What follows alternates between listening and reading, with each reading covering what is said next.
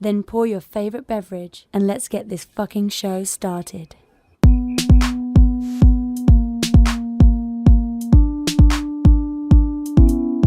Forum, assemble. You're watching the Fantastic Forum, the premier show about comic books and your live conversation about entertainment and geek culture. We are the Fantastic Forum coming to you live and direct from the Hall of F. Hope you're having a wonderful morning, afternoon, evening, or night, depending on where you are in the world. And if you're not, just stick with us. You have the usual suspects in the building. First, he is our riddle inside of an enigma trapped in Chinese finger cuffs. You don't know him. Love him anyway. He's our silent assassin, Jay. Hey, what's up? What's up in DJ? Next, he is our intrepid senior reporter. He's next in line for the cowl. He is our resident dark knight detective. It's Oz. I just got my new Merca. Ooh, that's Oh, what very is that? nice. Where'd that come from? Who put that there? It's not supposed to be here. That is really nice. I have to get the full siren set. Yeah, there it is. Look, next, sliding in the back door. He is the As backbone, always. the pillar, the strength of Fantastic Forum, our nigh invulnerable brawler and resident strongman, Moses Magnum. What's up? Oh, geez. Okay, look, might want to get that checked out, friend. I'm just, I'm a cat. It happens. I've been playing Stray too much. As for myself, my name is Lawrence Young. They call me Mary Young. Welcome to Fantastic Forum. We have a great show for you today because we are going to be talking to you all about the reboot of The Darkness. So we're talking about The Darkness #1 today, as well as talking to you all about Carmen Red Claw and oh man, what is it? It's not the bat. Oh no, I forgot the title. What's the second part of the title? It's Carmen Red Claw and hold on. I'll get my notes. There it is. Carmen Red Claw, Belly of the Beast, #1. That's what it is. Thank you. Um, Carmen Red Claw, Belly of the Beast #1, and of course whatever else it is that you all want to be talking about, and we'll tell you how it is that you can let us know what it is you want to be speaking on. But before we do that, we want to make sure that we thank Mr. Scott Rubin because without him, the show would not exist. So thank you, Scott Rubin. Hope all is well with you, good sir. Uh, and with that said, if you want to get down with Fantastic Forum, all you have to do is go to fantasticforum.live. You can hit the call in button and you will be the 5th member of Fantastic Forum. Or you can always jump into chat. We'll take your comments directly out of chat and bring them into the show, such as insert witty chat comment here from me, Jay. Heckzilla. Hegzilla says, "Can I talk comics?" That's what we do here, Hecht. If you want to talk comics, we want to listen. Do So we? we can. Do we really? Yes, I do. I think you should want to too, Oz. I was just like, yeah. From the Hecht, I don't know, El Hecht. So, but yeah, jump into YouTube, jump into Twitch. We'll take your comments there as well. So whatever makes you feel comfy, let's do that. So, gents, it's good to be here with you all. I'm excited for today's show. Um, you know, we had a another Avengers Doomsday teaser release this past week, or earlier this week, I guess I should say, and it featured Well, basically. the Russo said that those are not teasers. Oh, what are They're they? all four are pieces of a puzzle for you to solve. Some stupid nonsense like that. Is there only going to be four? Like these four is it I'm for guessing now? at some point you get like the actual trailers, but this is supposed to be something else. I don't know. It's some See, Mary, you avant-garde felt teased nonsense. for nothing. What? I felt teased for nothing. I guess so, right? I was like, I just thought they were like You little, have to do homework to enjoy this movie uh, shit. and understand, I don't mind doing homework. I love like little puzzles and such. It didn't present to me in that way per se, but I do know like MCU fans tend to like they like to overanalyze things, you know. And so, Here's the quote, just because mhm. obviously I don't know what the hell they're talking about. They're too artistic for me. Um, what you've been watching for the last 4 weeks are not teasers or trailers. They are Mhm. stories. They are clues. Pay attention. Well, yeah, I mean, I we don't know know what that the fuck there's. that means. I don't know what that means. It's Battle Well, World. I mean, I listen. Maybe I know That's that. why it's King M'Baku, and he looks all different. Well, how's he look different? He's got like gray hair and shit. Like he's older, Oh, I mean, and okay, his clothing's different, and he's the king of Wakanda. Yeah, yeah. that I mean, means he bitch slapped Shuri, right? No, That's how it's you get it. another well, universe. It's not the one from Wakanda Forever. no, I mean, you think so? I mean, that's the whole 'Cause- point. That's why we're having this conversation, right? Even if I don't think so, I gotta say it. So it's like, oh, we're looking at the clues. Yeah, There was some blue shit on their costumes that weren't it's there. different. Yeah. Yeah, Somebody and said it's because they and were they kind of trading with the Atlanteans or whatever, or the Tendoclians or whatever. motherfucker act like he can't spell it. Oh, fuck. I got a birth certificate from there, so I don't know what you're talking Exactly. Oh, but Hilarious. you're doing the puzzle. Yeah, that's right. You're doing the puzzle. So, And like, yeah, that's the thing. They even make it feel like Namor's dead. why did they make you feel like Namor's dead? He says he'll sacrifice himself for the kingdom. And right when they show him, right when she says that, and then she's like, "Me, I do something else," and she just fucks M'Baku, I guess. Yeah. Okay, interesting. It's in the So, puzzle so, pieces. It fits just like a puzzle.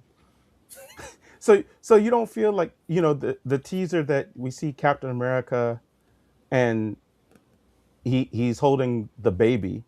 Like you don't feel like that might actually be like time displaced Steve with an actual baby?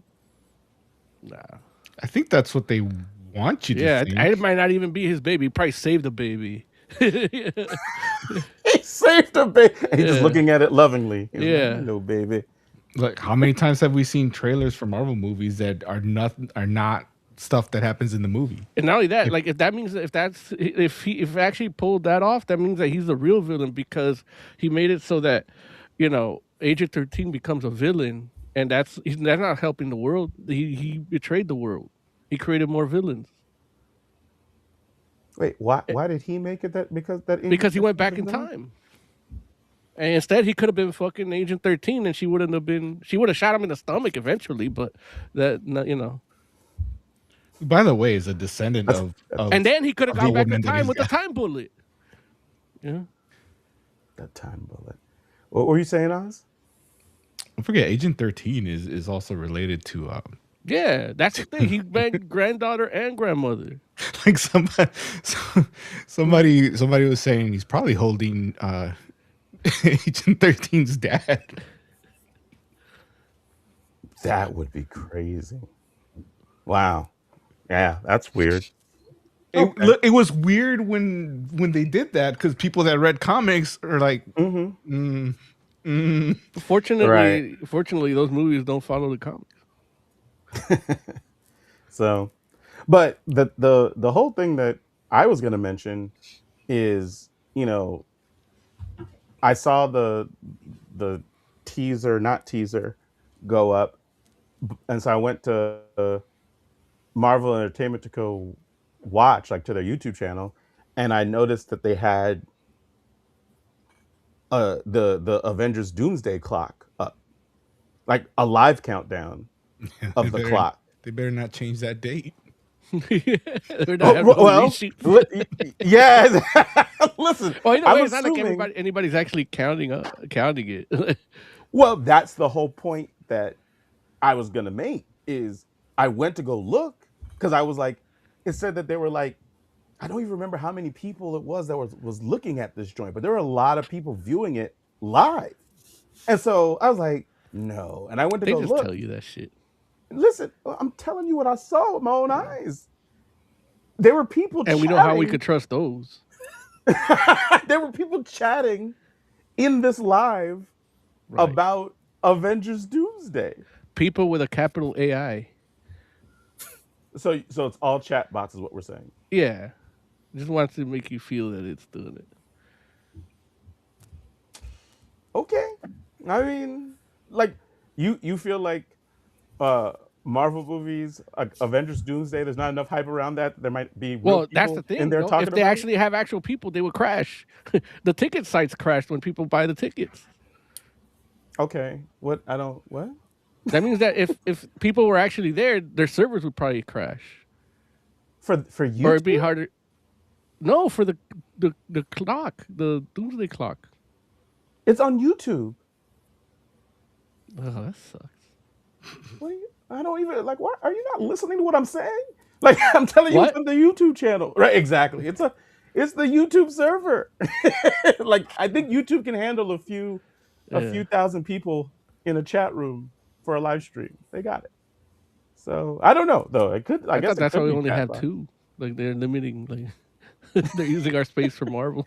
No, it's YouTube. So I was just like, wow, like there are people out here like really talking about Avengers Doomsday, like 11 months out. Like I guess theorizing. Look, I guess they must have heard that comment and they're like, time to go to work.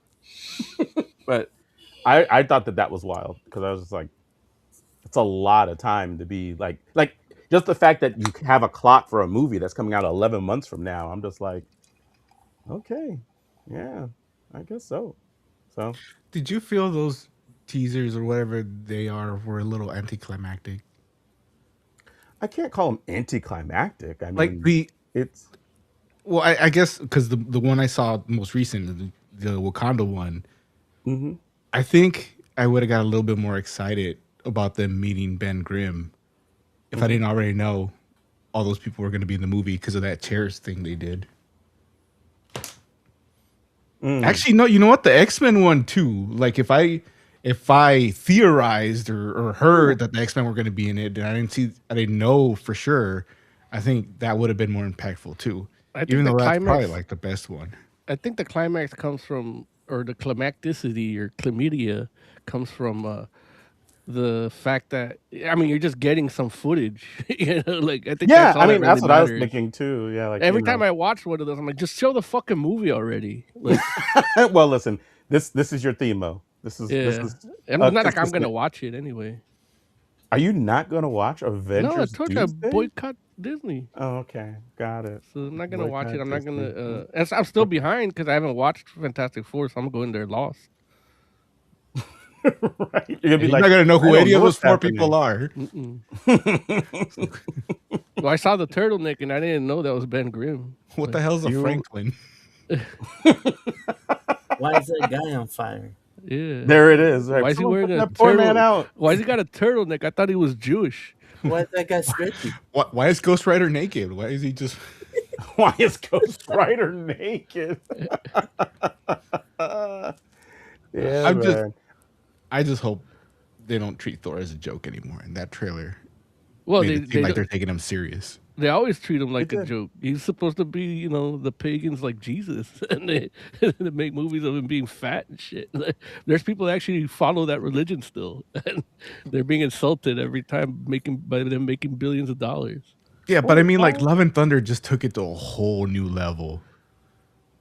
Like just I don't feel making like him look stupid. Like I understand I he's don't- supposed to be like the jock that's kind of like more punch stuff than think about stuff, but Love and Thunder like really like just Yeah, but that Felt was like they're putting Korg him making down. making them look stupid because Korg's telling the story. probably. I don't know. Unreliable. Ragnarok did a good job of balancing the funny with it's still like he's still a badass. No, Ragnarok. I think you're right. Like, does it definitely levels out all that? Yeah. It's not Love and Thunder. Yeah. Well, look.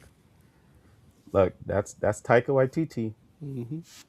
That's what you get when he's not hungry anymore. You kidding me? That's exactly what he said. He literally has Ragnarok. He was starving. He has 2 wives, and he's like, and he was making everything. Like he's got a sketch show on HBO going on right now. I don't think he wasn't. I don't think he was not hungry. I just think that he maybe works better with this particular genre when he has like a Well, governor. he was literally starving when he did Ragnarok, and now he had his Marvel No, he money. What he wasn't. did. Yes, he said he was. I'm just going by his words. Yeah. I mean, when you say that though, like you mean like he didn't have money? That's why he did it, for money. But He had all those Green Lantern millions. but I'm saying he was working before Ragnarok. Hey, Mo said he's got 2 wives to support. Yeah, there it is. El Hecht, real quick, what did you have a specific book or something you wanted to talk about today, or was it just Yeah, in but I general? didn't read it yet. I went to the comic shop. I got a bunch of shit, and then I didn't read anything. What did you get? Just give us a quick rundown of what you got, just out of curiosity. What did I get? I got KO number 3. Mm-hmm. I got what did I get from that comic shop? Nothing else. From the other comic shop, I got Superman Year 1, but that's the first 2 books because they didn't have the third.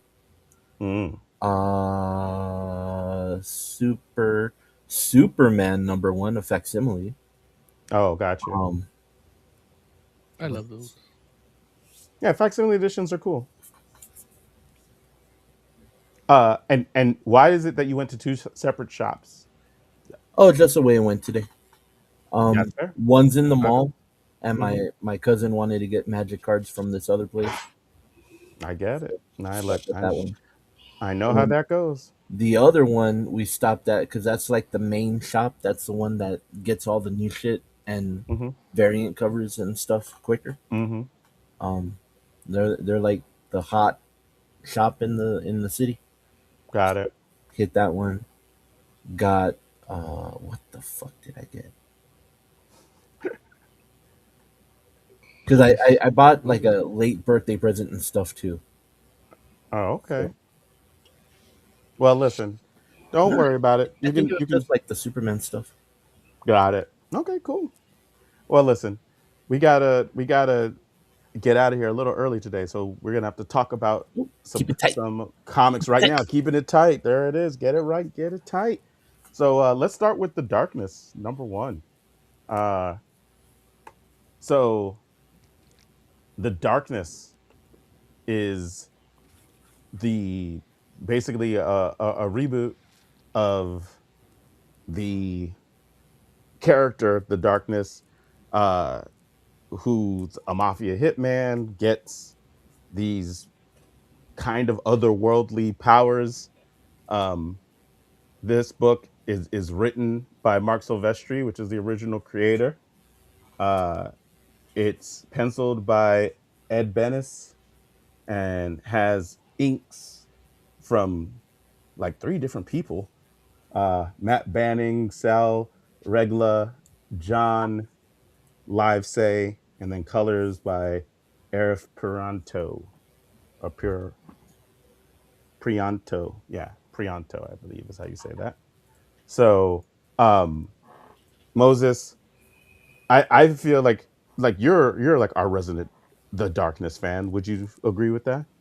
I do remember like it was yesterday reading the first issue when it came out Right. in Right. 1996. No, go ahead. And it actually came out in December 1996, and this one came out in December 2025. So it's like, symbolic.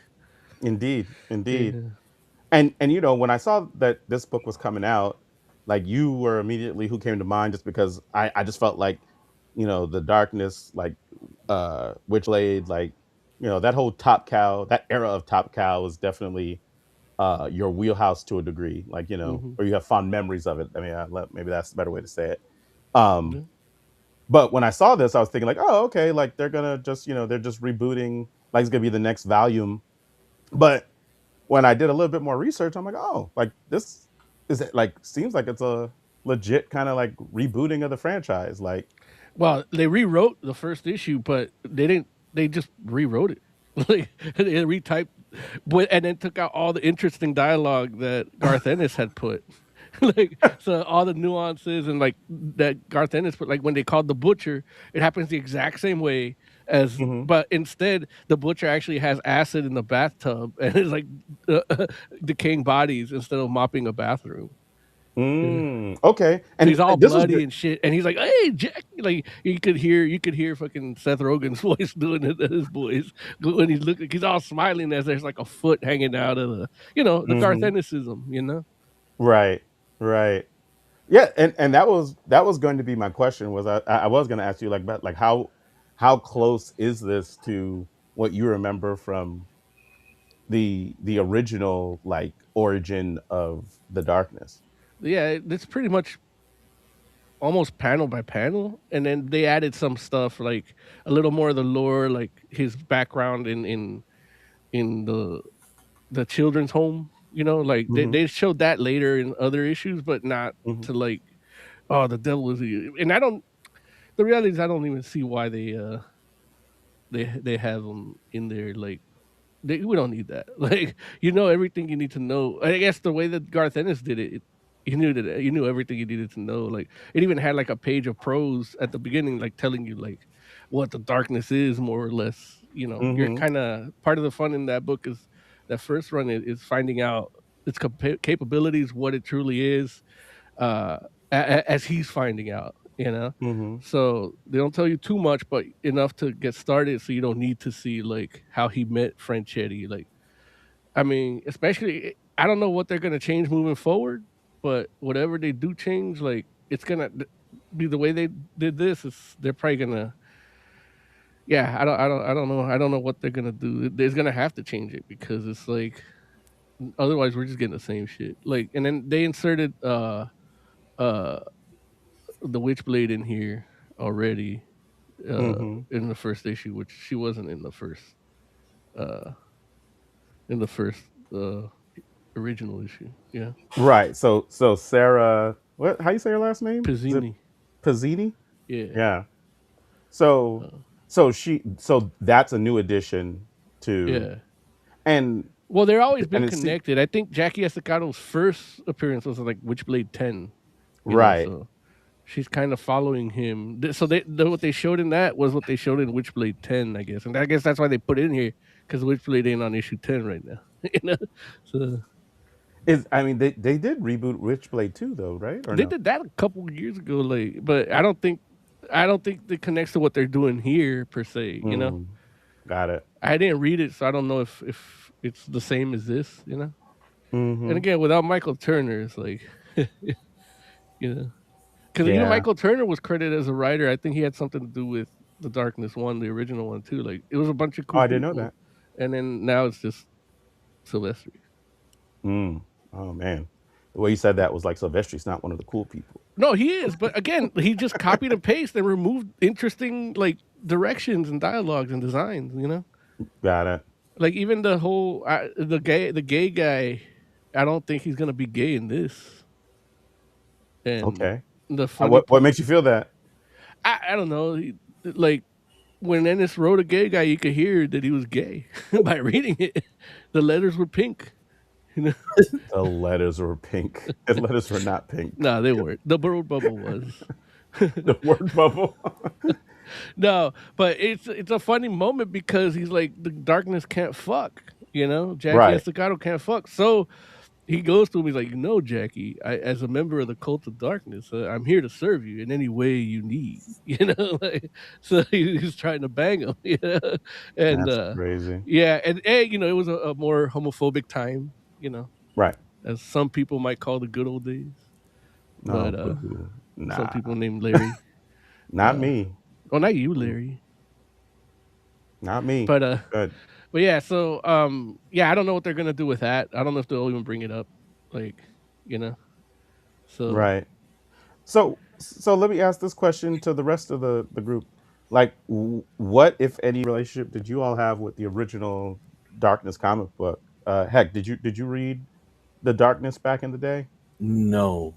I No. wanted to, but I never got any of the comics. Got it. Got it. How about you, Oz? Not a whole lot. A little bit more after the game came out, but even then, like Mm, not really in yeah. depth into it. Yeah, that was actually a pretty good game. Like, yeah. What about you, Jay? No, I didn't read it. Okay. Okay. So look, I guess that was just me and Mo, even though I can't even say like I can barely include myself in there just because I was, like I'm a fan of Top Cow comics. But like the darkness and um Witchblade wasn't like my go-to as far as like Top Cow is concerned. Like I definitely did more of like the imprint stuff and um oh man, like more like the Cyberforce, like that was more my bag as far as Top Cow was concerned. But And the original run started in '96. Yeah. hmm I, yeah, I, yeah. I was, mean, I was too busy. it's got a prime image era. Yeah, I was too busy. I was in Spawn. Yeah, Whatever no, money I I had mean, went to Spawn or most of us seeing, were. seeing Batman get his back broken. Right, right. Oh man, look, a completely different era of comics. It's crazy. So, um, I do see that we have Rough Rider in chat. Shout out to Rough Rider. What up? Uh, but yeah. So let's talk about this particular issue. Um, like especially I guess in comparison to what we were reading back in the day, or even more recently, Moses. How did you feel about the art for this book? I mean, when you had like Silvestri doing the art on for issue one the first time around, they, Uh huh. and it's his creation, co-creation. Like he's gonna put Right. in good work, and I think this was good, but it's almost dated because it's trying to be that first issue again. But Right. they do some good designs. They do some good stuff with the Angelus as like her in her like street clothes. Like that was a really good picture. So Ed Venice Mm, is still like one of the dudes. Like I mean, he's a top right. cow dude. Like he came up there, so he's gonna do a good job. But for somebody like me reading it, like remembering that impact, it was the cars here are still the same. Like they didn't do. It's like they still look like the sports cars they drew in '96. So Mm-hmm. uh so now it's like it looks the same. It's like, can't you just put them in a Tesla? Like, you know, Yeah. Yeah. I'm in Cybertruck. yeah. Rough Rider has So a question for you, Larry. wait. Why is it for me exactly? So, so may I ask an old person question? What about the Phantom? Um. Now, He's old. is he talking about the character or the car? No, the character. We're talking Okay. comics. Why But are you talking what, about We were just comics? talking about cars. This ain't Hot Rod Magazine, Larry. We were Yeah. literally just talking about cars. No, but he wrote that before that. Oh, okay. I didn't know. So, um, I mean, when you ask what about the Phantom, it's like the Phantom exists still. Like they had a Defenders of the Earth comic come out like a few 2 weeks years ago. ago. Oh, there was was it? just a Phantom #1, like, what, 3 months ago? Oh, was there Yeah, really? I think Yeah. so. Oh, I Yeah, didn't know. I didn't even know there was a Phantom #1. because even in looking for the darkness, because in the catalog on the computer at the shop, it's like Hmm. they're connected. So I thought it was, I guess it's from the typing because of the subtitle on it, or for the Defenders of the Earth one. But I think it was like what Dynamite or something that was putting them out. Yeah, I believe it was Dynamite. So, yeah, there's Phantom comics to be read if you want that character. Um, There's yeah. a game on Steam. That, Oh it no, looked that game great. actually looked good. That was the It's side yeah, it's like scrolling I'd say 8-bit joint or 16-bit. yeah. Yeah. and then all the cutscenes are like comic book, like you're reading a comic book. Yeah. Yeah, no, that game actually looked pretty good. Like it definitely looks like in the vein of like that Terminator, that T2 game that's supposed to come out, which or did that come out? Like I know it got pushed back. So yeah. Says the cartoon Defenders of the Earth. Where is it on the timeline compared to the movies in 2040? Oh yeah, no, those all I think are unrelated. Like you would look at that as like some multiversal stuff, I believe. Rough Rider. Our 2040 is probably the future in there, but because it's still like a descendant of the original. Like, I think. Yeah. Yeah, but with the future of which one? That's like I don't think it's the future of like I Defender of don't the Earth think they fandom. did multiverse for Yeah, Phantom. It was just like it's a I different mean, Phantom. yeah. no, I mean that's what I'm saying. Like it's not like an actual multiverse where they like actually tell you a story put together. But I'm just saying like those are different versions of the I think. Phantom Well, I think because from one if another. I'm not mistaken, I'm not an old person or anything, but uh, they did have like a comic strip, Oh yeah. and that's the one that I think that the 2040 is like the descendant of. Oh, that'd be crazy. Yeah, I mean those are all like the whole thing was like the Defenders of the Earth are all like pulp comic characters. So they all like I think all those characters had like a strip at some point or just like really old comics, which I mean, yeah. So, but yeah. So, going back to Darkness, like yeah, it's interesting because the art I would say the art is solid art for the most part, and I'll see if I can pull some stuff up so people can see what we're talking about. Um, but at the same time, I think you're right when in saying like this is like trying to kind of like rekindle that feeling, and like it's a whole different era, a whole different Like um if we if energy that if was we coming to these books back then. if we picked up this book on like a Kickstarter and it was Hmm. independent, you'd be like, "Oh man, this guy really loved '90s comics," you know. Right, I agree. And that's the thing. Like, and I feel like they're trying to do this to just bring the darkness into a new era that we live in. You know, the new world we live in. Maybe Right. some different sensibilities. Maybe some more. We know more about space now than we did then. We know more about the Big Bang than we did then. You know, because that's all kind of tied together a little bit. You know, the, Right. unless they change that and take that all around. Like Jenny marries Rip Claw, and I don't know if they're gonna do that now. Who is Jenny? The bartender. Oh, that's Ripclaw's wife? Well, I don't know. In the newer Cyberforce, I probably, but I think they rebooted that too. So I don't know if that's gonna They happen no did. more. Yeah, Yeah. No, I don't think uh, it's the same. yeah. And then that's the thing. Like, even with after like 3 or 4 years of darkness, like it started modernizing its art too. It started using dudes that were influenced by that '90s style, but were like cleaner, like Randy Green, Hmm. and Clayton Crane, dude. Like issue Yeah. 36 and 37 of fucking Darkness are some of my favorites. Like you look at those Clayton Crane books, and you look at the black and white. Like I think he did his own inks, and it's like Hmm. you have a full book. It has dimension, everything. You don't need colors because he doesn't need three inkers to do it because Right. the reason why he has three inkers there, I think is because he didn't give enough pencil art, like, Yeah. or he did it at different stages, like, Hmm.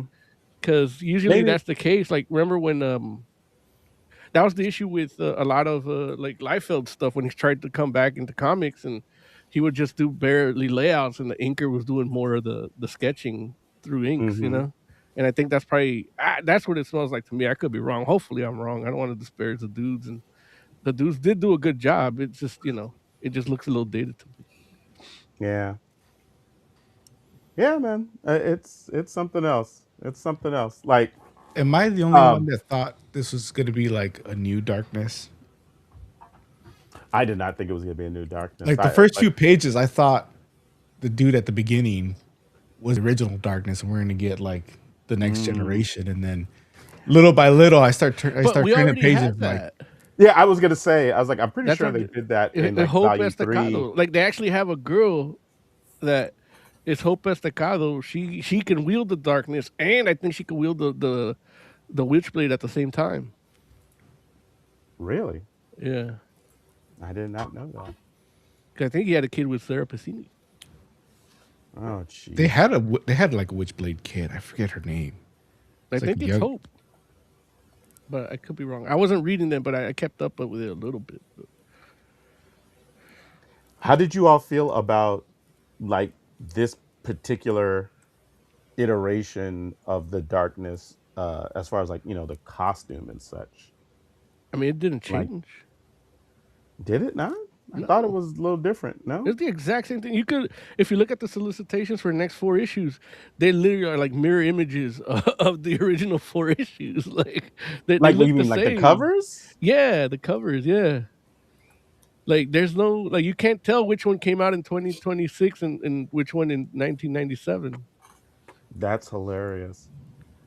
Like, okay, like I'm gonna have to look to see, because I'm sitting here like I thought like I know that like the back of the joint was like, um he was talking about like redesigns and whatnot, and I think because more in story, if anything. The Angelus looks different, but not by much. They just have cooler piercings now. I Which have a question. I had cooler piercings now than I did in 1996 too. But I'm still the same old shit, just like the darkness. what's your question, Heck? Why are they making a reboot? Like, it was there some legal things that they had to They do? probably don't want to pay what you would call it, the invincible, not invincible, the boys guy. Man, I just said his name like 3 times earlier. Garth Ennis? Garth Ennis? Garth Ennis, yeah. Was he a collaborator on the original run? He wrote the original. But he wasn't like a He's a part creator or co-creator. nothing? Oh, he is part creator.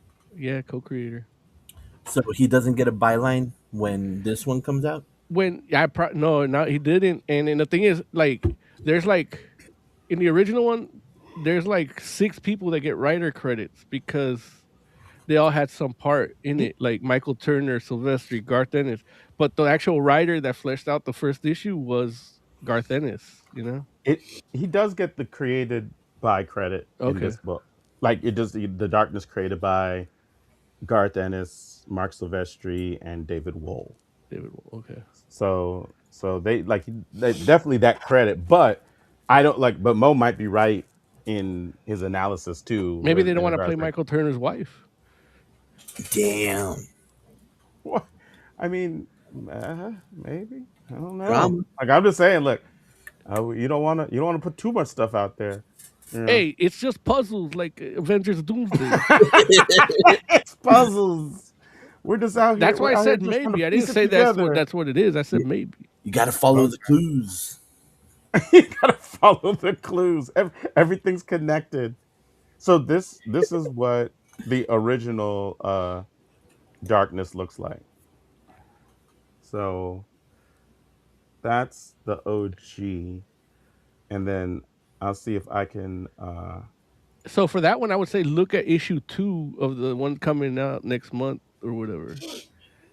Look It's- at the you talking about like the cover? Yeah, the cover for issue 2 of the new issue 2, 2026. Got you.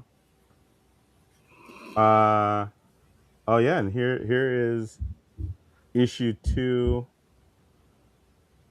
And now, oh, interesting. Okay, so here's I'm gonna share, because this is I do have it here. So this is what issue 2. This is the cover here.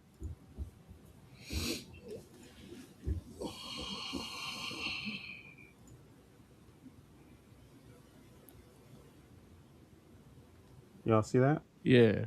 Yeah.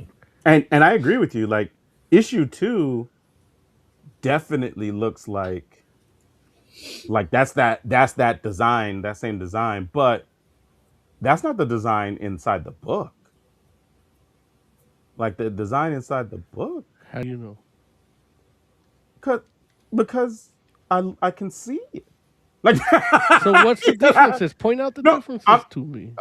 yeah, no, I will do it. I will do it. Hold on, let me like like if you go into the interior or whatever, I feel like it looks different. Like here, I'll show you this page here.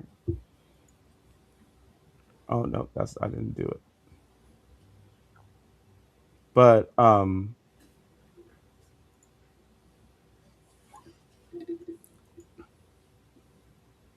does this does this look the same to you all?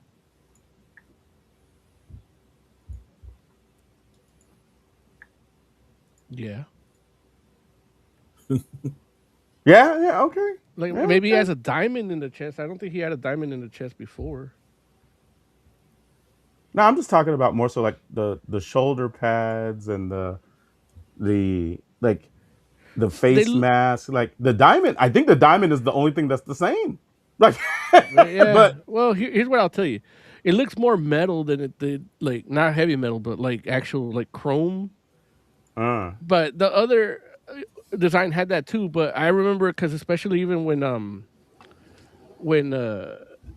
because the idea for me to get my first tattoo was actually do my arm in that design. Like so mm, it in talking to artists and stuff designing it, they described it more like oyster shell texture, you know. mm, And that's where it kind of. But if you read to like issue 40, like when he dies and gets reborn, mhm. like that's the design from like issue 41 when he comes back. Got you. You know, like Okay. that's what it looks like. It looks more metallic in issue 41. You know, Hmm. Yeah, man. Because in the '90s, everything had to be extreme. Extreme. It's true. Yeah, man. That was the bread and butter, especially in comics. So especially Image Comics. right, 100%. Like, look, I mean, shoot, Liefeld's studio is Extreme Studios, right?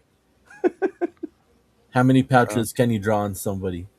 Look, he oh, made a look, Rob whole Liefeld. character. He made yeah, a whole Oh, he right. character made that's Pouch all Man. pouch man. The pouch, the pouch.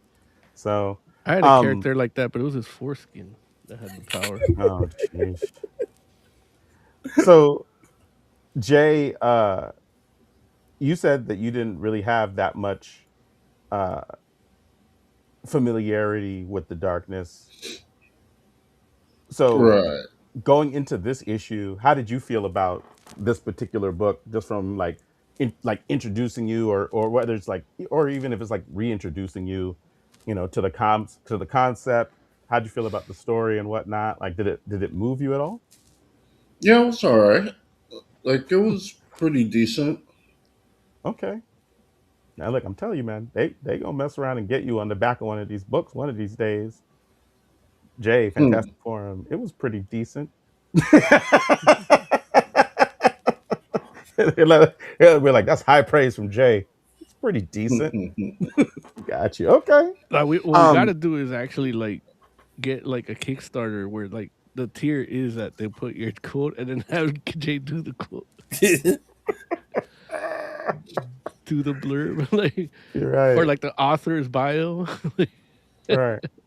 Wait, Like but he's Jay, you he's a did white get man with hair. like man with hair. But Jay, you actually did get on one of those joints once, right? Yeah, I did. For the what was it, Millennium Dragon? Yeah, the And DVD. what what did they say? What did you say that they put on this box? I can't Do you remember remember? offhand, Oh, dude, I wish I No, had I known. think and I don't still have it.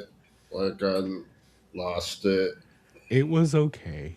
no. It was actually he elaborated more because we knew that he like we kind of knew he was gonna get on the back. Like they were asking for quotes, so we didn't send the audio clip, but we helped him like write out the thoughts that we all had. Oh, okay. Or so I don't think we did that. Like it was his thoughts, but we just organized them a little more. Like Right. when we send the actual quote. Yeah. I do know Jay quotes can resonate differently when it's not him speaking them aloud. Right. I do understand that. So, but and the art was okay for you, Jay? Yeah, like I thought the art was pretty good. Um, the swearing was a little much. It was too much cussing for you? Um, well, you know how I am about censorship. Oh, okay. So it wasn't the swearing wasn't the issue. It was the censorship of the swearing. Yeah. Got you. Like why would you swear so much if you're just gonna bleep it out? It's like this isn't the Osbournes. But now, how'd you feel, Jay, about them using wingdings for the censorship instead of just the symbols? I mean, it is what it is. I don't read Wingding, so I don't know if they were actually spelling it out just in a way you will make it harder to read. But And you cracked the code. The yeah, I don't Russo. know. I just thought like there's a lot of swearing for a book that refuses to swear. Ooh, there's a wingding translator. And I kind of felt that way about the nudity too. Like, there's a lot of nudity for a book that can't show nudity. Mm. Was the I mean, nudity in the original one? No. So now they're being extreme. I mean, there's no dong or anything, but it's like, like the softcore stuff. They're being yeah. Cinemax extreme. Yeah, there's a lot of boning in this book. For a Jay's man like, that can't fuck, he fucks a lot. well, he can't anymore. Yeah. Oh yeah, that's true. And that's the whole thing where it's like the part of the story is like or the hero's journey is how does he cope with his new Yeah. limitations. Like that's the whole thing about him being the anti-hero or whatever, because it's like he's not battling a moral compass that much, like, Mm-hmm. and it's all self-preservation and like and means to an end. Now he's got higher. He's a hitman. Now he has a different gun. Oh, it's Right. gonna be so good when they start incorporating guns into it, like into the actual constructs. If they didn't Mm-hmm. change that, because they're like they tell me they changed things. So what are they? So far, I haven't seen them change anything. Yeah. That's hilarious. I was gonna ask you, Mo, how you felt about the actual little what were they demons, right? The little demons. Yeah, well, they're the how do you put it? Generations of suppressed impulses. Right. you know, Right. Like yeah, how because I know that like those play a big role in the original book. yeah. How do you feel about their portrayal in this book? And then after you answer that question, I want to go to Oz and get his take being like from the outside. So So go ahead, Moses. they're pretty much the same. They just explain things a little clearer. Uh, that's just it. And yeah, there isn't like they didn't do the whole thing because they're the ones that explain to him that he can't fuck. You know. Mm-hmm. And then again, that's another awkward moment that they took out. It's a Ennicism. It's Mm-hmm. the one of them just turns into a hot chick. It's like, but there's other ways to go around it, boss. And they call him boss. That's another Mm-hmm. thing. So now they're more like equal. Like they're an extension of him.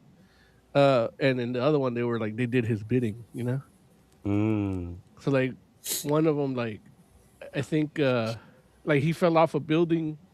I don't know if it was that where he rode the angel down, but Mm-hmm. there was too much light, so he was gonna crash and then Mm-hmm. his foot just caught a window that was open or something where the lights were out, and it kind of Mm-hmm. like just made like a little tether, and then shot like a little bullet or spike at like the street light so that there'd be shadow when he landed, and it just turned into like a little like pool, like Of necroplasm darkness. airbag or something where where Necroplasm he just landed airbag. softly, like they protect him and, and things like that, or like one time he got knocked out in the fight and like one of them was like if he can't control them they can't do nothing, so one of them kind of like did his hardest like when he kind of started getting a little more conscious in between before he woke up. And he's like, "Oh, what's that? You need me to take out the lights? Okay." And he just like shoots a little spike and knocks out the light. and then and yeah, and Okay. the end of issue 40 was great because he was in full of light in a room with lamps and shit. And then he's like, "Boss, we're gonna." They just devise a plan, and then he basically like he lures the Russian guy in and all his guys, and he's just sitting in a chair, but there's like a grate, and he has like gasoline tanks under there, and he just throws it like that, and he just put the light on a timer, so like right when the light goes out, he lights the match, and he gets covered in darkness like milliseconds before uh everybody blows up to death. So and that kind of burns him because it's light coming from fire too. So Right. so he does like technically he dies in issue 40, and then Wow, man. 3 months later we get 41, and it's like he's reborn. He's reborn. And How did he react to finding out he can't fuck in the original? again, Enicism.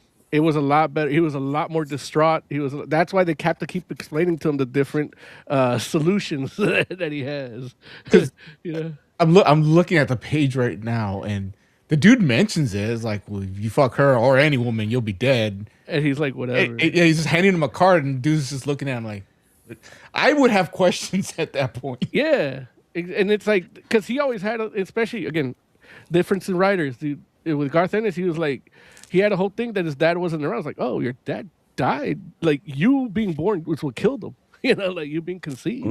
Yeah, Angelus like just said, I knew your dad. Like you have his eyes. He's like, and fuck? Nothing. The writing here did leave a little more to be desired compared to the other one. Like they explain certain things differently, and that one, they do it through dialogue or better dialogue, or they'll tell you more. And I don't think this one's 50 pages. The first one was like 24. Yeah.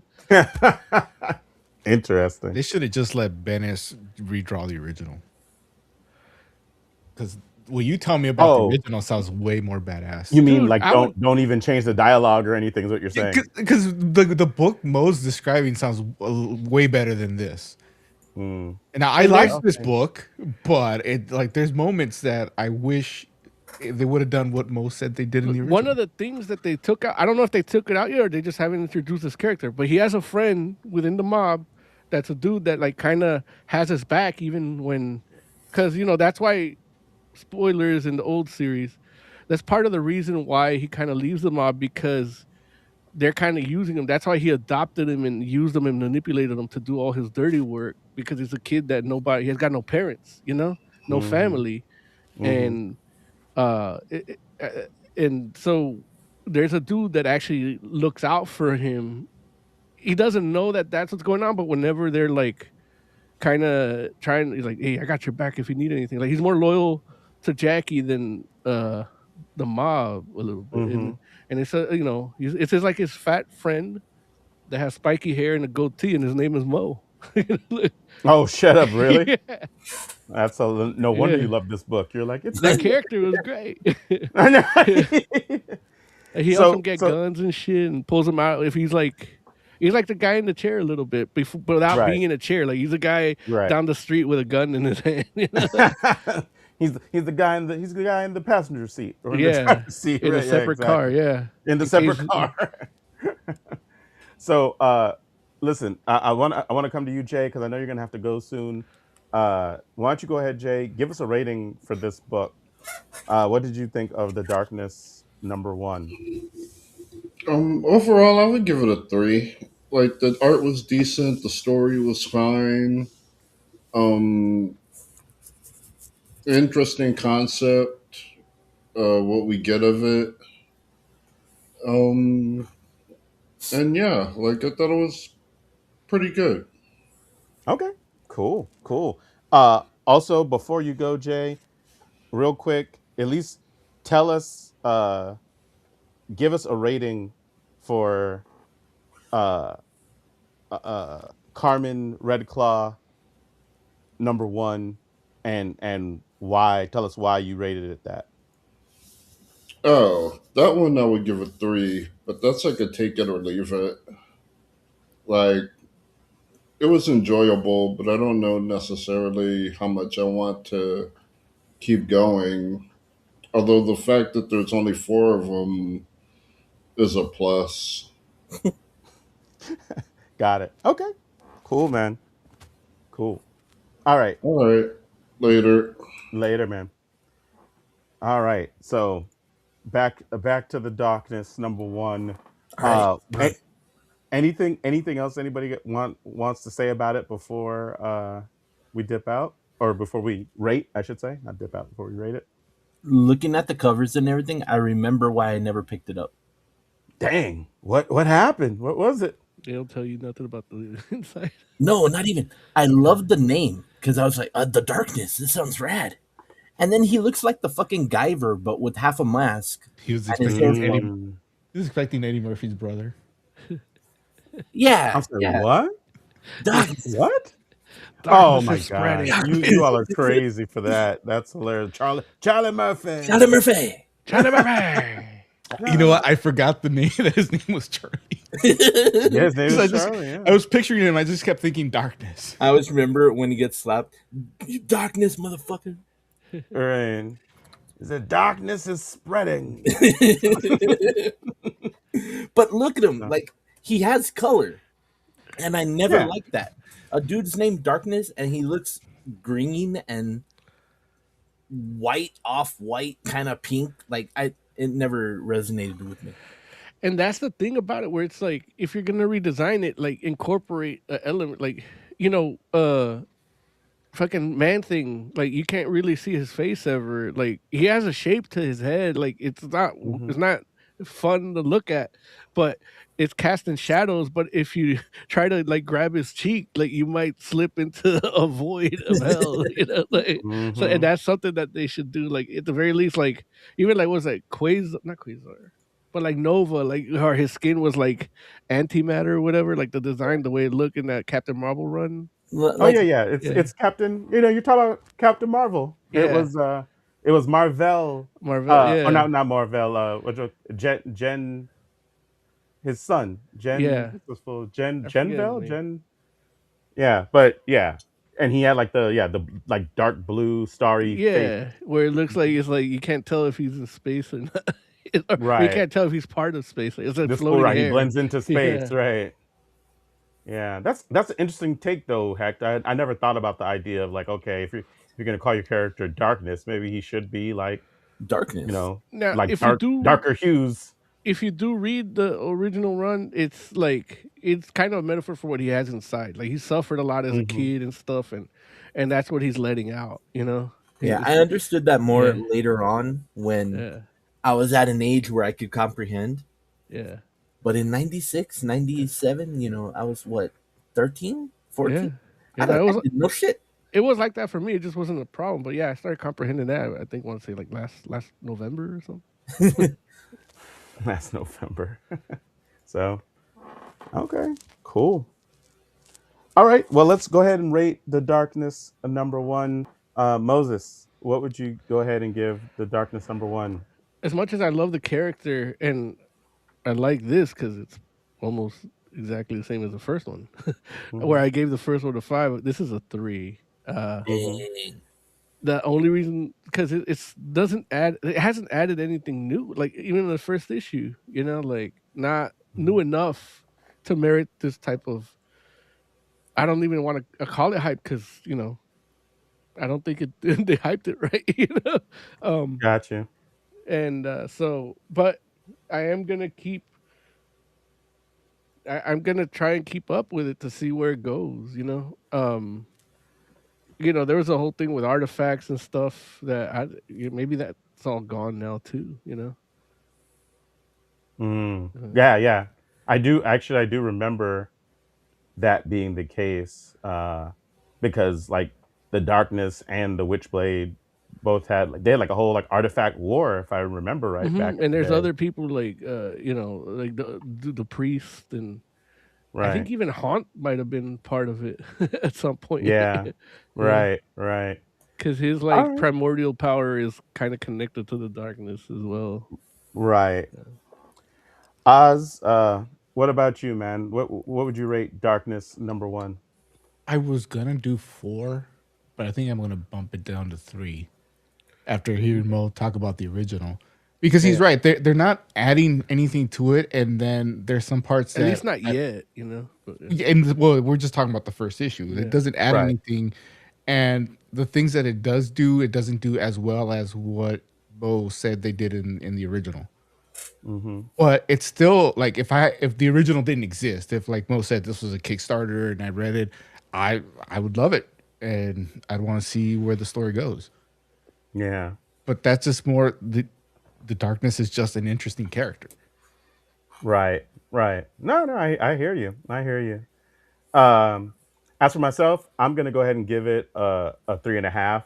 And like I'm doing that primarily because uh it does feel to me as though uh it's just not it wasn't it doesn't have the same kind of excitement level surrounding it that the original did.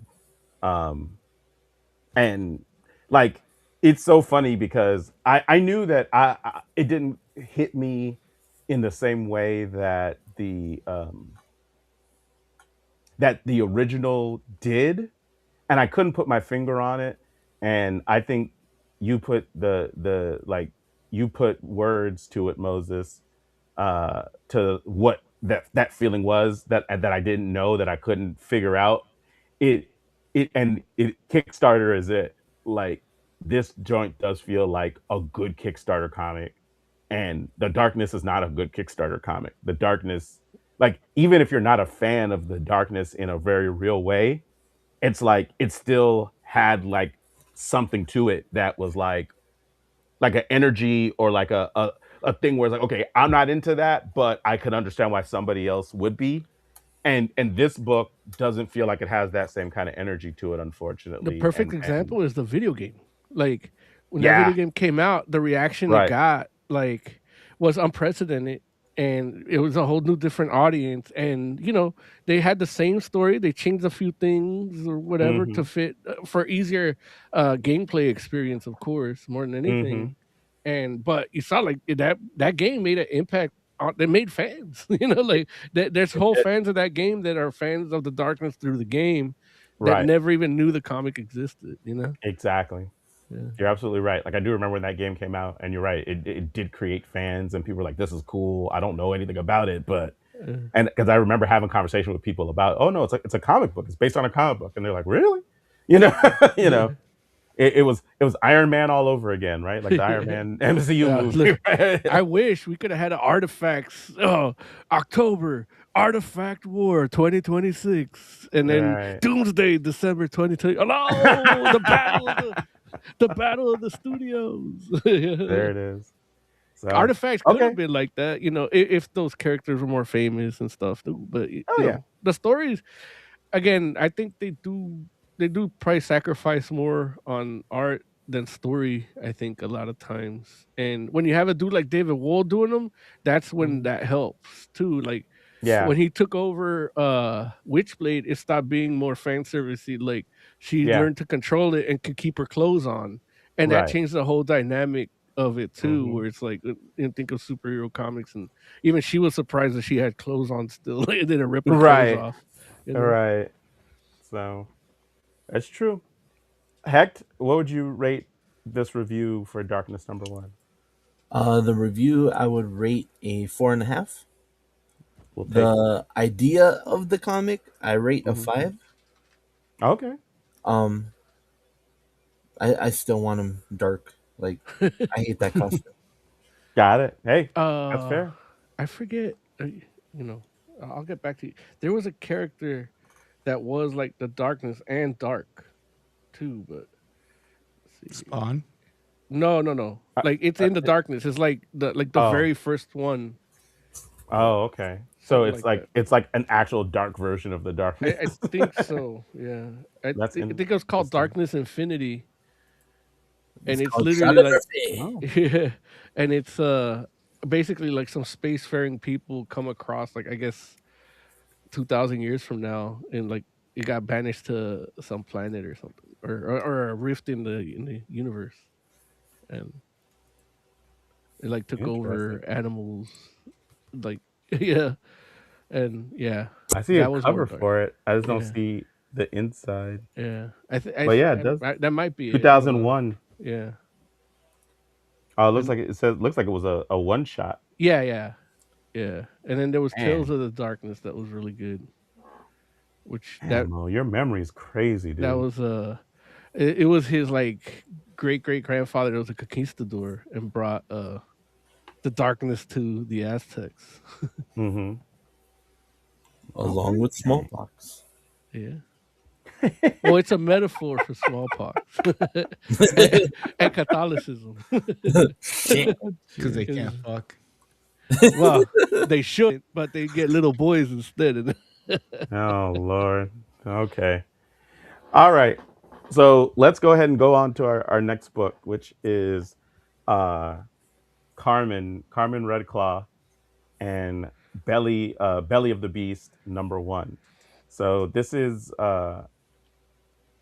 yeah, one of those World of Hellboy books, and uh, I should mention that it is the story is by Mike Mignola and Rae Allen. Rae Allen also does the art. Colors are by Michelle Madsen, and letters are Clem Robins. And so my understanding is that Rae Allen is somebody that uh, Mike Mignola has been wanting to collaborate with, and they just couldn't quite find the right project. And I believe she pitched him on this Carmen Red Claw character and this book, but the character is like based out of like it's an original character, but based on a small part of Hellboy lore coming out of the um the Lobster Johnson books, like one of the Lobster Johnson books. Mhm. And like Ray just literally like took a side note of one of those stories and kind of expanded that into this character. And so as far as I know, this is the first appearance of this character in comics, unless like it is a relative of one of the other characters, and technically there is like a random family photo. So but it's a lot of people in that photo, so I don't know if this is one of those people or not, but this character I should say. But so this is like Carmen, or the first time that we're seeing Carmen Red Claw. But what I can say is it doesn't, like, reading this first book, it doesn't feel like it. Like it feels like Carmen has had a lot going on. And some of that we learn about in this book, um where she's a like monster hunter for hire in, I think, New Mexico, is it? I think it's New Mexico in the late 1800s. Um, but some of it is just like things that are just presented to us, like in a lived in, like, we're just kind of stepping into a portion of her life, and it's just like, okay, like she like, for instance, I mean, the biggest one is she has like a flying pet. Is it a salamander or a little It's like a dragon Gila or monster. Gila? It's some sort of lizard that flies around, I and thought it I was supposed to think be like the dragon in Mulan. it Eddie definitely Murphy? has that dragging, yes, as opposed to Charlie Mercury, Darkness. right? Not so darkness. But it definitely has that kind of, the dragon from Mulan kind of feel, but with of course, a much more sinister kind of thing going on. But I'm not sure. I don't think anybody else can see it. I think only she can see it. I think, but they don't really say that explicitly, and that's kind of it, for me at least, was a part of the intrigue of the book, and one of those things because it feels intentional, I guess, which is the part that I think um speaks to how the book comes across, or at least how it came across to me, where sometimes you have things like that and you just feel like, oh, they just didn't explain this, I think as opposed to feeling like, oh, they're not explaining this and I don't know why yet, but it feels like they're doing that on purpose. I What do you think say, Oz? when I think people can hear what is it, a salamander, or I think it's like a bearded. No, it's not a bearded dragon.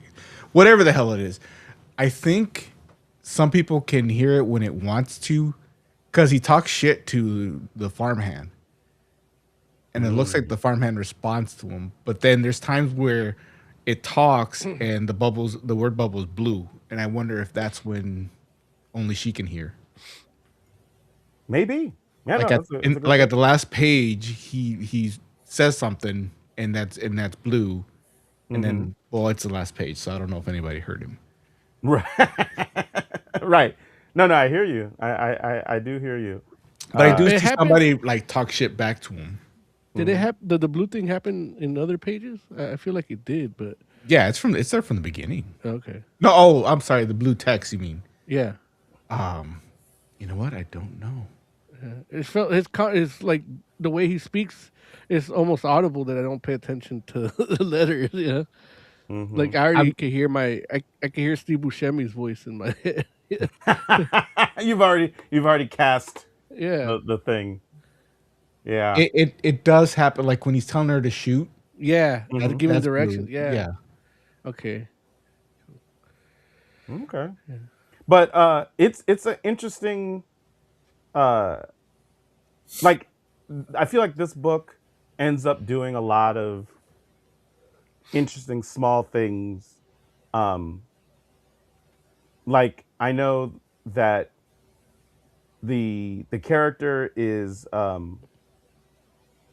well, I didn't know it beforehand when I first read the book, but because of the name and the way that the character is drawn, I assumed that the character was of Native American heritage, you know? She's a half And breed, isn't she is.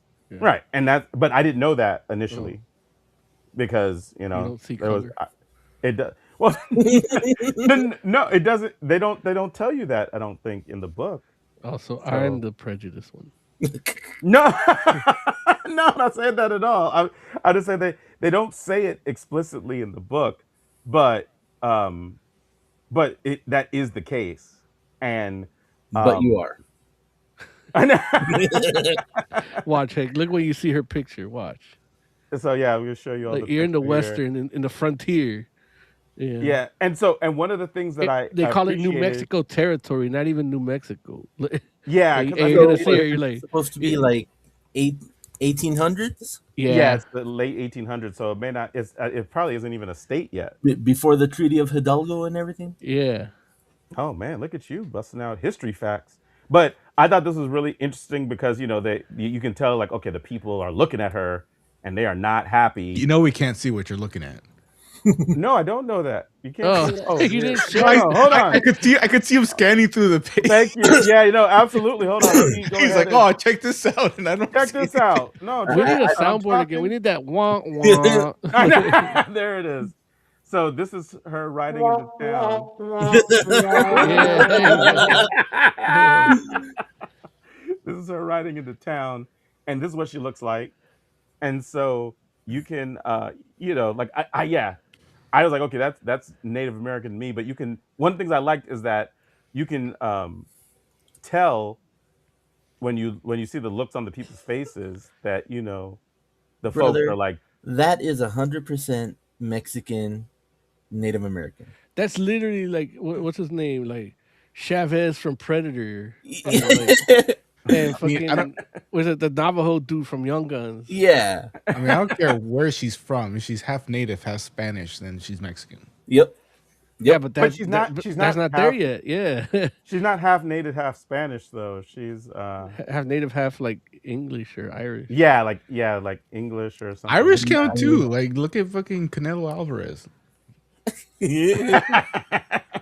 So, but what I liked about that picture though is how they, like they kind of just subtly go into like the fact that okay, like she's othered, but we don't have Yeah, to like really talk about it too much. And even when they do end up talking about it, it's all subtext. It's not like, none of it like you can there's people that maybe are reading that book and they very well might just be like, oh, she's just a stranger. yeah. you know but if you've been Like a in phantom stranger. In that position, but if you have that lived experience, or if you're socially aware, then you understand like, no, that's prejudice. Like they're looking at her like you don't belong here. And even when she talks to the person that's nice to her, it's like it's still kind of like, okay, like there's a scene where somebody, like the guy's trying to be nice to her, but he's also showing prejudice as well, like like all what are these you like doing? microaggressions, Yeah. but And again, if that's not your lived experience, you might just read that and just be like, oh, he's being not, like you might even be like, oh, why is she being rude to him? And it's like, it's no, like she's not being no rude. wonder Trump She, wants them out. I know. Well, that's Like, the not beauty being of this rude. book too, Larry, because it's like it starts like that with when she's a kid and comes there, then as an adult and goes back home because it is Mhm. home, and Right. then after you get to know what she's been up to and goes back home, like it's 100% different because she's Right. been keeping this whole town safe for like Right. the last like 15 years or whatever, Mm-hmm.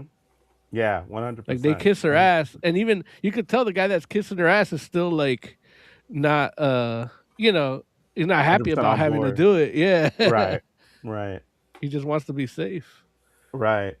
So the whole story revolves around her, um, like trying to get what some people are calling a chupacabra, some people call a they called it something else. What was it? It was I know they called it a chupacabra at one point, Yeah. but they called it something else. But basically, something that's killing cattle, and they're saying that the land is cursed on this particular ranch or whatever. And so Carmen comes and basically tries to fight off the monster. So it it kind of like the first issue kind of does have like a little bit of a monster of the week kind of feel to it, but it also, you can, based on the writing, uh have a feel for like an underlying narrative that's happening as well. um and then they kind of tease you with it at the end, of course, to try to in- pique your interest into issue 2, um which part of which they introduce a freaky looking baby. I was gonna say you need to just show a picture of that baby, especially in the Yeah. last. I got page, it. because it's And Oh no, trust me. You when he's know I hungry, got it because I don't mess. I don't. You say it again, Moses. when he's hungry. Oh, dude. no, but he looks like that every time they show him. Yeah, but when he's hungry, Listen. he looks like that and he drools. That's true. Oh man, I was just like, look at this baby. I was like, And what Larry in the hates world? babies. Oh, Jesus. dude, I don't hate babies. I That's don't not like even a bad weird. picture. The last page is where he's like, all cross, he's like pointing in different directions. And heck, what you got to understand, heck, is that they slaughtered this. Some supernatural being slaughtered this whole baby's whole family, and he's the only survivor. The monster was like, ugh! That's why the baby looks like that. Even the lizard's looking at him like, what the fuck? Yeah, That yeah. baby I just seen like some shit. that baby. And Larry is has a crazy. phobia of babies. I don't like little weird kids that just stare off at you or whatever. But Like they're that's not. I mean, That's that's all what of children. them. That's what children do. Yeah, that's all of them. No, That's just how they Like are. there's nothing. E- There's Even a robot difference between a babies. baby. there's a difference between a baby like just staring off into space or not having like control of its head so it doesn't get to decide where it's looking, and then the babies like have like that far off gaze that you're Like just if he like, can't nah, have a man. Like, conversation with the baby, he's not interested. I mean, I feel like I love having conversations with babies. I talk to kids like, Like, how do you like feel how about you the feel. current political But he only situation, likes them baby? when he only likes them when they're chained in his basement. Wait, Huh? what? What? It's a baby. I don't know They what we're don't need talking about on chains. that. Like, no.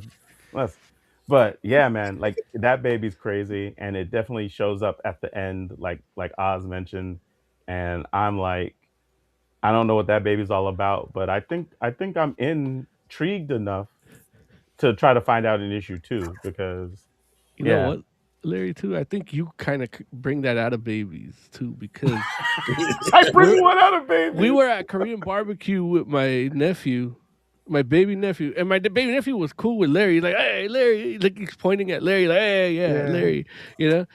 And then I don't know what Larry did, and then he just looks at him like, Oh well, I took the water. I took the Did, water away, did you "Yeah, offend the he yeah, the baby? likes baby was water." like, yeah, Ba- but he was gonna Baby pull was the whole hungry. thing down over himself, Look, hey, they gotta learn. Yeah, he likes to and swim. he looked at me like, "You really gonna take away my water, huh?" He's like, "We're enemies forever." Like he literally looked at him like, "You made a Yeah. powerful enemy today." Oh, 100%. Like that's that. Look, I was like, that's that Alacrone blood right there. I seen Yeah. that before. And he ain't even Elder Cone. Like, that's I know, right? my Hey, stepsister's kid. that's My so half sister's funny. kid. Yeah, Yeah, right, yeah, right. That's so funny. That's yeah. true. But she got Look, that. See, that's an Acevedo thing. That's my mom's shit. You know. I guess so. Yeah, Must be. between the Alarcon and Acevedo, we got both on my brother's side. You know, but That's my too sister got it. funny. The kid got it. My sister got it. They call it the shine. So, how The did y'all feel luster. about how do you all feel about this art? So, like Ray Allen doing double duty here with doing the story and art. I enjoyed it. It's it's good designs. It's got good contrast, good color palette. Like, and then sometimes Hmm. when your art isn't like, for example, comparing it to the darkness, you're doing that style of Hmm. art. If you can do a lot of blues and shadows and stuff. Hmm. Here you're in the sunny desert and you Hmm. have to make things look like they're lit at night. So choosing your colors wisely helps, and Right. your designs have to fit. Like that dark lizard with green eyes has to pop in a night scene. So you don't Right. make your night look black, you make it look blue, you know? And Hmm. that's kind of like how old movies they use blue light for moonlight, and Right. stuff like that. So the color really helps the art and their designs really pop. Um, That's you Michelle know, Madsen doing the colors. We should mention. So, she was in Reservoir Dogs. I think that's Michael, but could Well, be. in French it's Michelle. And Mich- But yeah, yeah. so I feel like that those designs worked and the colors they used worked. Like you could draw them in night and not have to worry too much about changing them or inconsistencies. And because again, I didn't know this was connected to like a Lobster Johnson or that universe. Hmm.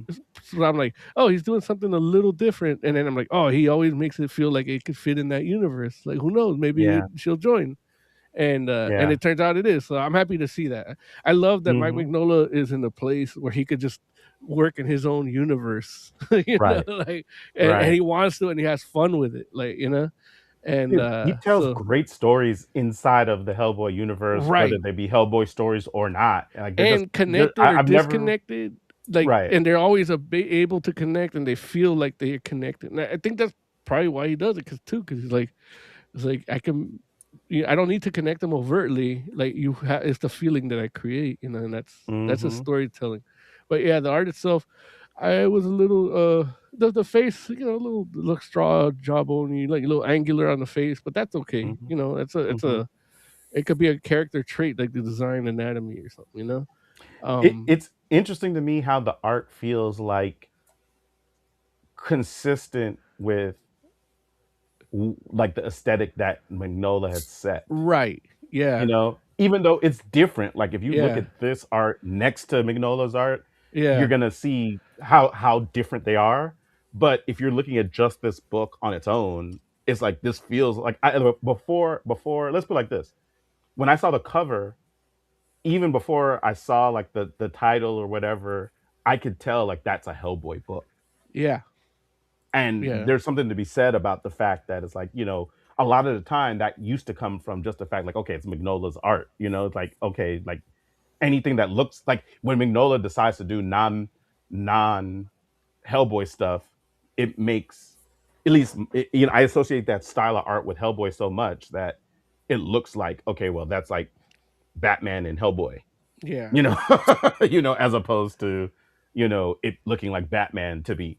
But this art style The cover fits was drawn by that aesthetic. Mignola too, so he likes to play with shapes. Like all art is refinement of the basic shapes, to smooth them all out and Oh, connect them. Or uh-huh. at least the cover I have. But I um, don't think the cover that I saw, I don't think was Magnola though. I don't think. okay, I'll put it in here because it looks like Rae Allen to me, but I could be wrong. So, um, let's see. This is the cover that I saw. yeah, yeah, that's Mignola and That's Magnola? yeah, Mignola and Dave Stewart. Oh, okay. I think it Oh, has a. wow. If you zoom in, oh, Let's see. oh no, never mind. Sorry, that is the Ray Allen cover. Oh, All right, okay. man. That well, look, Ray Allen did a yeah. Like Ray Yeah, Allen did that's what I'm a saying. like made it look like a Magnolia cover. That's what I'm saying. Like, I looked at that joint and I was like, oh no, Yeah, that's definitely looks like a Hellboy book to me. yeah, it's a And but good I was looking team. at the Yeah. yeah. hmm So, Uh, but yeah, that's good stuff. So, okay. Look, I know we got to get out of here.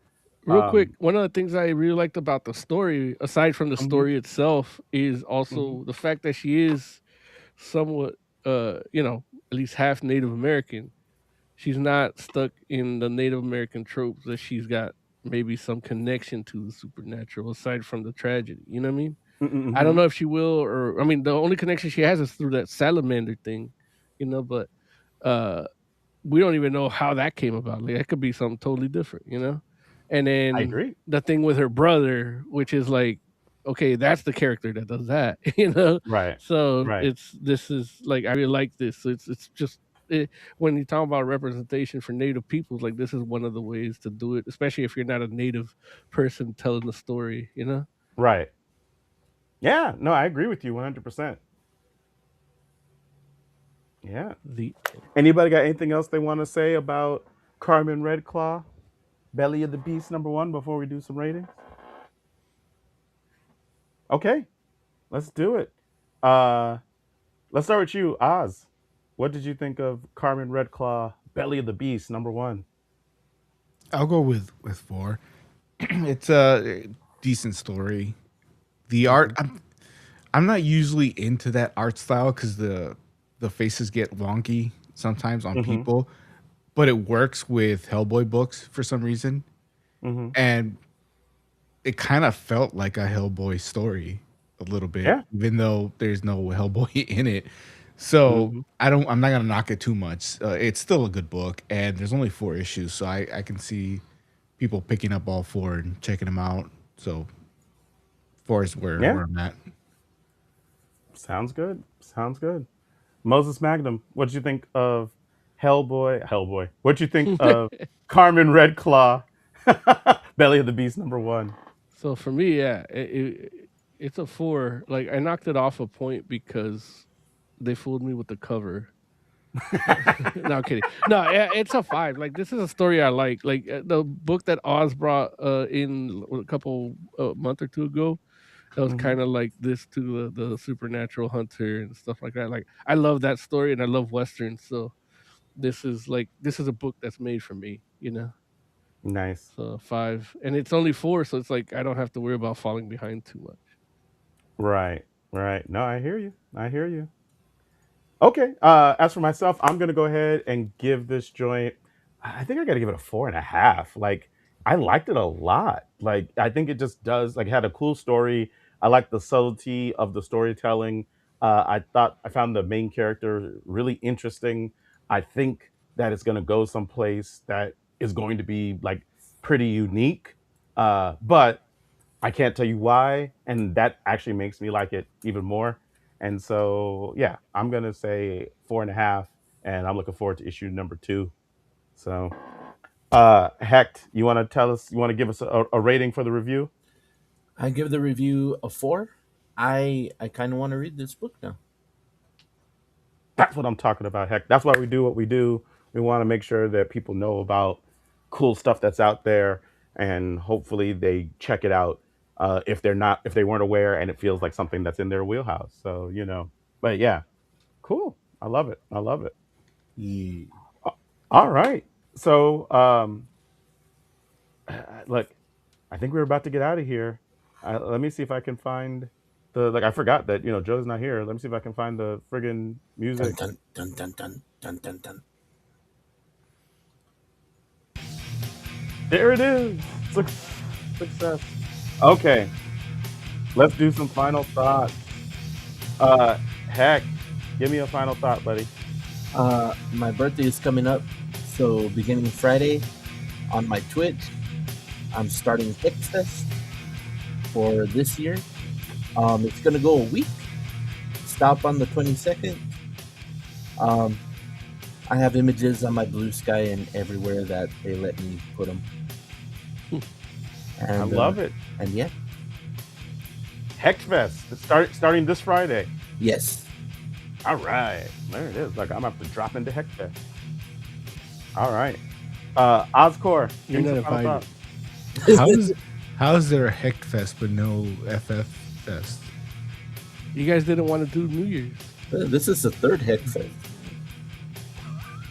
Third annual Hecht Fest. Yep. Oh, Fantastic Forum Fest. Did you supposed say? Did you say we didn't want to do New Year's? Is that? I was in. I said, let's do it. I thought everybody was like Oz was like, we'll do it because I only have to stay up until. Oh, you weren't even gonna stay up, Oz. No, I would stay up if I had like people around. If I'm here by, if it's just me and my wife, I'm in bed at 10. I don't care. She don't care either. She's like, fuck, I hate people. So, including you. sometimes I am not a good person. It's a thin line between love and hate. I would have dropped some balls. Makeup sex is great too. Moses Madden, give me some final thoughts, buddy. Yeah, man. I don't think I got nothing. I didn't plan on being here today, so I didn't think of it. Here today. Yeah, I don't have final thoughts. Like, subscribe, hit the bell. There it is. For the entire Fantastic Forum, thank you so much for hanging out with us. We'll be back next week. Have a good night. Hexfest.